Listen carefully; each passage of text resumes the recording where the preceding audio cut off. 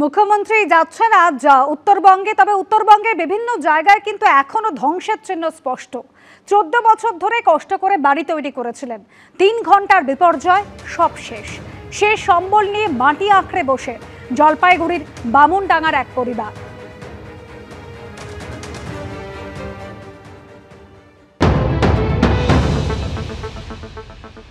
কিছুতেই মায়া ছাড়তে পারছেন না। 14 বছর ধরে কষ্ট করে তৈরি করেছিলেন এই বাড়িটা, তারপর 3 ঘন্টার ঝড়ে সব শেষ। আপনার ঘর কোথায় ছিল? আমার ঘর এইটাই, এই যে এইখানে খাট ছিল, বাচ্চারা ঘুমাইতো। এই যে এখানে পাক ঘর ছিল, তারপরে এখানে আমরা ঘুমাইতাম। নিচে ঘর ছিল, সবটা ভাসাই নিয়ে গেছে। মানে এইটাই আপনার থাকার ঘর? হ্যাঁ, এটাই আমার থাকার ঘর। এই যে সামনে যেটায় দাঁড়িয়ে রয়েছে, এইখানে বারান্দা ছিল, তারপরে এখানে সিঁড়ি ছিল, আর পাক ঘরে এখানে, আর গোহালিটা এখানে ছিল। আরও একটা ছোট দোতলা ঘর, এখানে একটা সিঁড়ি। অনেক ভাবনা চিন্তা করে বানিয়েছিলেন 14 বছরের চেষ্টায়। এই মুহূর্তে ঘরটার এটাই হচ্ছে ছবি। কি ভয়ঙ্কর প্রাকৃতিক বিপর্যয় হলে এরকম একটা কংক্রিটের দালান এইভাবে উপড়ে যেতে পারে। এই গ্রামে যারা থাকতো কেউ তো আর নেই এই গ্রামে? হ্যাঁ আছে কেউ?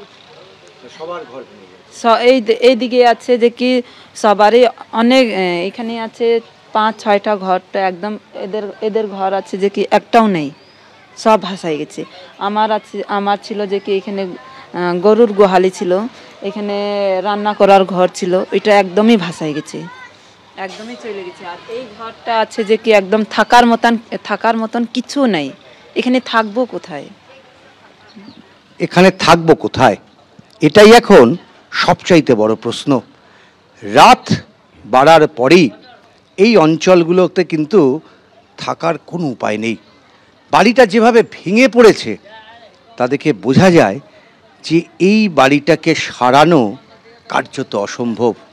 থাকবো কোথায়? এটাই একমাত্র প্রশ্ন। শুধু এই দিদির না, যাদের বাড়ি ভেঙেছে, ঘর ভেঙেছে, তাদের সকলের থাকবো কোথায়? ক্যামেরায় দীপ্তেন্দ্র সিংহর সঙ্গে উজ্জ্বল মুখোপাধ্যায়, এবিপি আনন্দ, জলপাইগুড়ি। আর উত্তরবঙ্গে দুর্যোগে এই সব হারানো মানুষের পাশে দাঁড়াতে পথে নামলেন সজল ঘোষ। সন্তোষ মিত্র স্কোয়ার পুজো কমিটির তরফে ঘট নিয়ে তারা বাড়ি বাড়ি যাচ্ছেন, সাহায্য চাইছেন স্থানীয় ব্যবসায়ীদের কাছেও।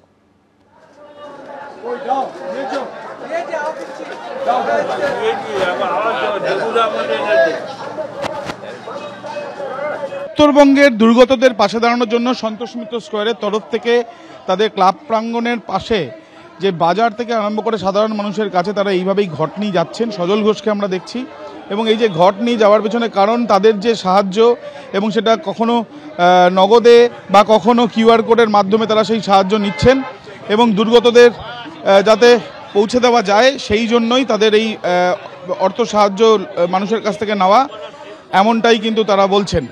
এবং আমরা সজল ঘোষ, দাদা, এই যে আপনাদের যে উদ্যোগ পুজো কমিটির তরফ থেকে আপনারা করছেন, মূলত কি এলাকার মধ্যেই নাকি বাইরেও যাচ্ছে? এলাকা পুজো কমিটি আর কত দূর যেতে পারে?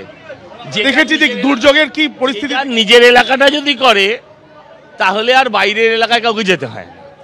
প্রত্যেকে যদি তার নিজের এলাকায় করে, সব জায়গাতে তো পুজো কমিটি আছে, ছোট বড় মাঝারি যে কোনো পুজো কমিটি।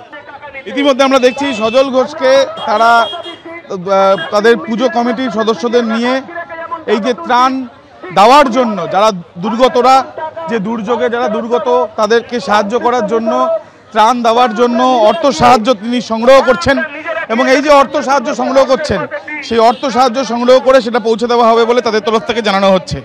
ক্যামেরায় তরুণ বিশ্বাসের সাথে আবির দত্ত, এবিপি আনন্দ, কলকাতা। উত্তরবঙ্গে দুর্গতদের পাশে দাঁড়াতে পথে নেমেছেন একদিকে সজল ঘোষ, অন্যদিকে পথে নেমেছেন বামফ্রন্ট চেয়ারম্যান বিমান বসু।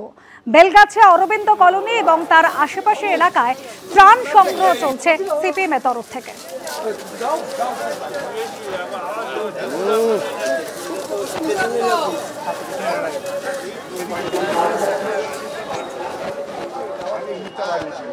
উত্তরবঙ্গে দুর্যোগ, দুর্গতদের পাশে দাঁড়াতে এই মুহূর্তে ত্রাণ সংগ্রহ করছেন বামফ্রন্ট চেয়ারম্যান বিমান বসু। দেখা যাচ্ছে বেলগাছিয়া চত্বরে অরবিন্দ কলোনিতে তিনি বাড়ি বাড়ি ঘুরে আর্থিক সাহায্য সংগ্রহ করছেন। উত্তরবঙ্গে যারা দুর্গত তাদের পাশে দাঁড়াতে মুক্ত হস্তে দানের আবেদন জানাচ্ছেন বেলগাছিয়ার অরবিন্দ কলোনির বাসিন্দাদের, এবং তারই সঙ্গে যারা এই ত্রাণ নিয়ে রাজনীতি করছেন তাদেরকে রাজনীতি বিমুখ হওয়ার কথাও বলছেন বিমান বসু। ক্যামেরায় সন্দীপের সঙ্গে ঐশী, এবিপি আনন্দ, কলকাতা। মিরিক শেষ হয়ে গেছে। মিরিক শুধু নয়, কোচবিহার, জলপাইগুড়ি সব জায়গাতেই ব্যাপক ক্ষয়ক্ষতি হয়েছে। এবং জলপাইগুড়ি নাগরাকাটাই তো এতগুলো প্রাণ গেছে একটা ছোট্ট জায়গাতে, সে বলা কমান নয়। তাই অনেক ক্ষতিও হয়েছে। তাই এখন থেকে প্রশাসনের দেখা উচিত যে কোনো জায়গায় নদীর পাড়ে শর্ট স্টে করে দিলাম, রিসোর্ট করে দিলাম, এটা করলে পরেতে প্রকৃতি সেটাকে মেনে নেবে।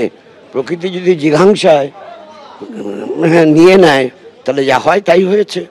মানুষ এখন আছে বাঁধের উপরেতে ত্রেপল দিয়ে তারা আছে, বাড়িঘর তো ধসে চলে গেছে, পাকা বাড়িও নষ্ট হয়েছে, মাটির বাড়ি তো নেই। এই দুরবস্থা যাতে না হয় তার জন্য প্রশাসনের তৎপরতা প্রয়োজন আছে। জল নিয়ে মুখ্যমন্ত্রীকে অভিনব কটাক্ষ বিজেপি সাংসদ রাজু বিস্তের। জলের কলে মুখ লাগিয়ে বললেন, হ্যালো মমতা দিদি। हेलो ममता दीदी, ये हर घर जल का नल है, पाइप है, पानी नहीं है। आपको सुनाई दे रहा है?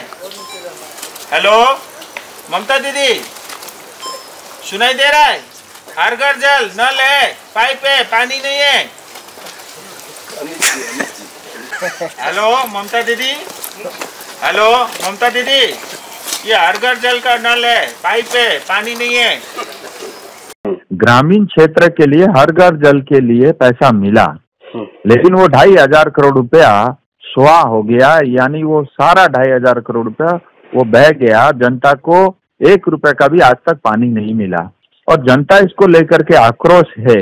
और इसलिए मैंने उसी टूटी से ममता दीदी से पूछा कि आपका हर घर जल, क्योंकि मैं तमाम चिट्ठी लिख चुका हूँ, चिट्ठी का ममता दीदी की तरफ से, सरकार की तरफ से, प्रशासन की तरफ से कोई उत्तर नहीं आया। নিজে তো কত বছর ধরে এমপি আছেন, এমপি ল্যাডের টাকা পেয়েছেন, সেই টাকাগুলো কোথায় খরচ করেছেন সেই হিসেবটা জনগণকে দিন। পান্ডুয়ায় সমবায় ভোটে বামেদের জয়। শ্রীরামবাটিতে উড়ল লাল আবির। শ্রীরামবাটি সমবায় 12 আসনের মধ্যে 11টিতে জয় সিপিএম সমর্থিত প্রার্থীদের। শ্রীরামবাটি সমবায় হাতছাড়া রাজ্যের শাসক দলের। 10 বছর পর শ্রীরামবাটি সমবায় সমিতির নির্বাচন।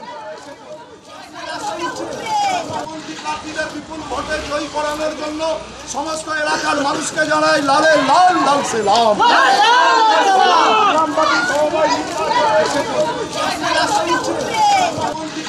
বিপুল ভোটে জয়ী করানোর জন্য সমস্ত এলাকার মানুষ